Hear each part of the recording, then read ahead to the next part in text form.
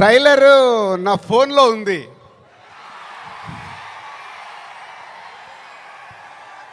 కానీ మీ దగ్గరకు వచ్చే వరకు మేము ఇంకా చాలా వర్క్ చేయాల్సింది ఉంది. ఎందుకంటే ఈరోజు ట్రైలరే సినిమా రేంజ్ని డిసైడ్ చేస్తుంది, అవునా కాదా? సో ఆ రేంజ్లో మీకు ట్రైలర్ ఇవ్వడానికి రెడీ అయ్యాం. కొత్త సంవత్సరం జనవరి 1 రోజు మీరు ట్రైలర్ చూస్తారు.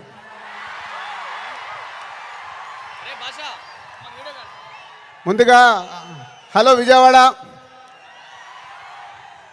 సినిమా అంటేనే విజయవాడ. తెలుగు సినిమా పుట్టినిల్లు విజయవాడ. అలాంటి విజయవాడలో ఈరోజు రామ్ చరణ్ది 256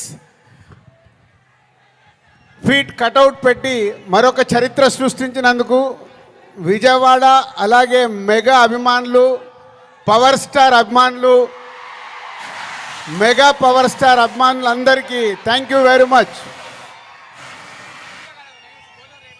ఏం అభిమానులే బాబు, మీరు మామూలు అభిమానులు కాదు.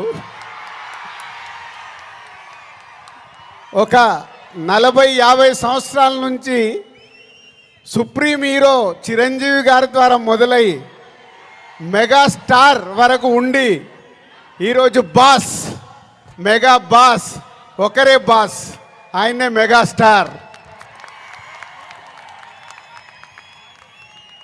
మెగాస్టార్ గారి గురించి ఎప్పుడు మాట్లాడినా, ఎంత మాట్లాడినా చాలా తక్కువే. తన కష్టంతో తను మెగాస్టార్ అవ్వడమే కాదు, మనకు మన పవర్ స్టార్ గారిని అందించారు. పవర్ స్టార్ తర్వాత మెగా పవర్ స్టార్ గారిని అందించారు. వీళ్ళే కాకుండా బన్నీ, సాయి ధరమ్ తేజ్, వరుణ్ తేజ్, ఇలా ఒక తెలుగు సినిమాలో మెగాస్టార్ గారి మహావృక్షాన్ని మనకు అందించారు.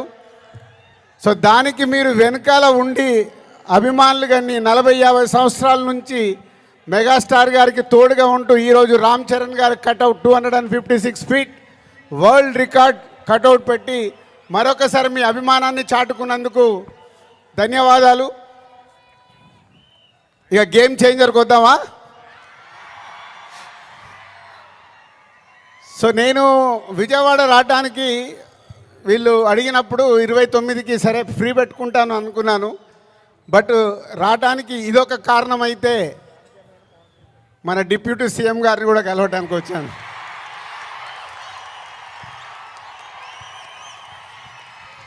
అమెరికాలో ఈవెంట్ చేశాం, grand success.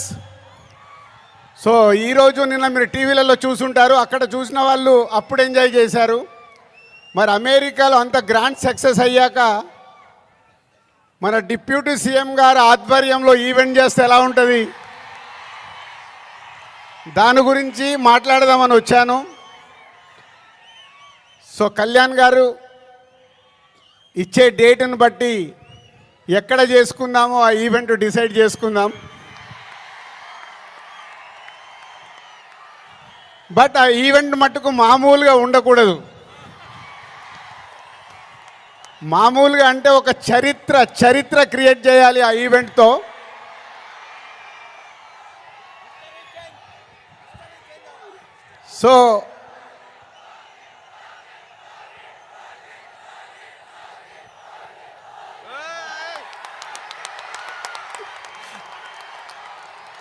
So game changer అయ్యాక ఓజీ మీదకి షిఫ్ట్ అవుదాం. సో ఇందాక నేను విజయవాడకు బయలుదేరినప్పుడు 1 o'clock చిరంజీవి గారికి ఫోన్ చేశాను. సార్ సినిమా రెడీ అయింది, అప్పుడు మీరు చూశారు, మళ్ళీ ఫైనల్ది చూడాలి అని. సో ఇంటికి పంపి రాజు చూస్తాను అన్నారు. సో 2:45కి వారు సినిమా చూడడం మొదలుపెట్టారు. నేను బయలుదేరా, బట్ నా మనసంతా అక్కడే ఉంది, ఏ సీన్ ఎలా చూస్తున్నారు, ఆయన ఎలా ఎంజాయ్ చేస్తున్నారని. కరెక్ట్ ఇక్కడ వచ్చి కూర్చున్నాను, చిరంజీవి గారు ఫోన్. ఒకే మాట అన్నారు, సరే ఇట్లా విజయవాడకు వచ్చాను కటౌట్ లాంచింగ్ గురించి.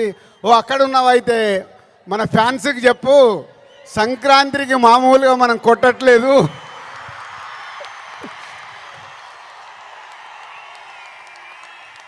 సో సినిమా చూశారు, మళ్ళీ చిరంజీవి గారు చూసి అది ఒకే ఒక మాట చెప్పారు, జనవరి 10 డెఫినెట్గా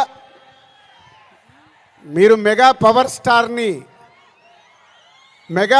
స్టార్లో మెగాని చూస్తారు, పవర్ని చూస్తారు.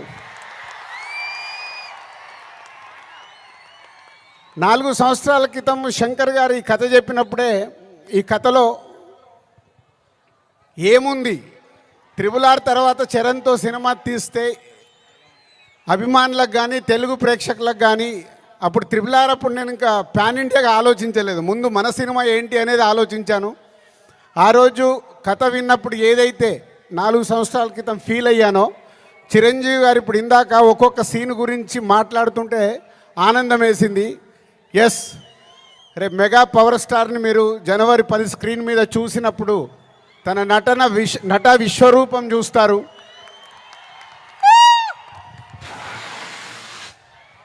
ఐఏఎస్ ఆఫీసర్గా, కొద్దిసేపు పోలీస్ ఆఫీసర్గా, ఇంకొద్దిసేపు ఒక పొలిటికల్ లీడర్గా ఉండాల్సిన లక్షణాలతో ఇలాంటి ఎన్నో దాంతో ఉంటూ శంకర్ గారి మార్క్ పాటలు రేపు బిగ్ స్క్రీన్స్ మీద మీరు చూడబోతున్న 5 పాటలు దేనికి అదేలాగుంటాయి.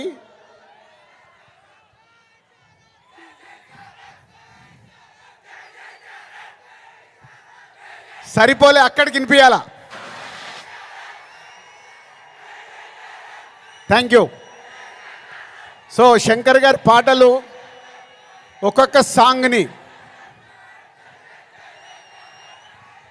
10 days 12 days షూట్ చేస్తూ ఒక్కొక్క సాంగ్ని తీర్చిదిద్దారు.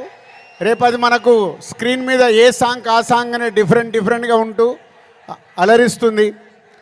సినిమా కూడా లెంత్ విషయంలో శంకర్ గారిని ఒకటి అడిగాను, సార్ మీరు తెలుగు సినిమా తీస్తున్నా అన్నారు, మాకు 2 గంటల 45 నిమిషాల కంటే ఎక్కువ ఉండకూడదు. సో ఎగ్జాక్ట్లీ 2 గంటల 45 నిమిషాల సినిమా అయిన అందంగా మలచి ఫస్ట్ ఈరోజు చిరంజీవి గారికే చూపించాం. సో అలా సినిమా మీకు పరిగెత్తుతూ ఉంటుంది, ఎక్కడ ఆగకుండా ఆ హీరోయిజం, డ్యాన్సులు, ఫైట్లు, ఏది కావాలో ప్రేక్షకులకి అది అందిస్తూ అన్ప్రెడిక్టబుల్. సో హీరో విలన్ సీన్స్లో సూర్య గారితో జరిగే సీన్స్ కానీ డైలాగ్స్ కానీ రేపు మీకు థియేటర్లో దద్దరిల్లుతాయి. సో జనవరి 10 ముందు జనవరి 1 ట్రైలర్, కళ్యాణ్ గారు డేట్ ఇస్తే 4th or 5th ఆంధ్రప్రదేశ్లో ఒక మెగా ఈవెంట్, జనవరి 10తో సినిమా. సో న్యూ ఇయర్కు మీరు రెడీగా అండి. సంక్రాంతి పండగ, ఈ పండగ మామూలుగా మనం చేసుకోకూడదు. సో ఒక రేంజ్లో చేసుకుందాం. Thank you very much.